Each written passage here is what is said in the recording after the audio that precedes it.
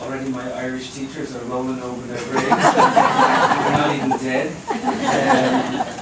It's a real pleasure to be here. Tá brónar gohfuil an Christmas teanga caiilte gan ach tá sé umachrí, tá sé igóní umachrí, agus béise igóní umachrí. My own language will always be in my heart. And even though we write in English, many of us, we really write in Irish. And that's what Frank was doing all along. He was writing and scrawling Irish across the world in the most extraordinary way. I am honoured to have been a friend of his, a colleague. I consider him a mentor, an extraordinary man. I'm just going to tell you a little story about Frank, and some of you have heard this before. Just before Frank died, I had a chance to spend some time with him. And myself and Ellen and my wife Alison and Loretta Brendan Glucksman and a couple of other people had been out in the town a few months prior, and we'd been sort of dancing and singing and doing all sorts of things. And I got a chance to talk with Frank a few days before he died, and I wrote down on a piece of paper. I said, Frank, where and when will you go dancing now? And Frank took the paper, and because at that stage he was just writing things down.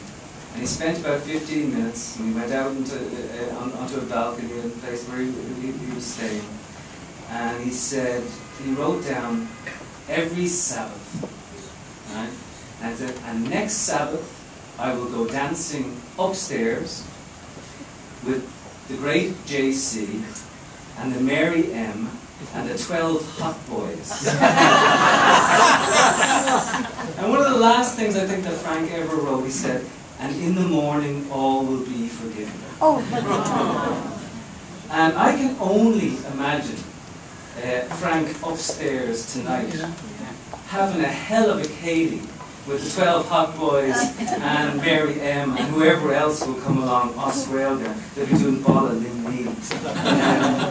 But on a serious note, I have to say what an incredible thing it is for this book to be published. And there's a tinge of sorrow here too, because it possibly should have been the Irish language that it would be first translated into.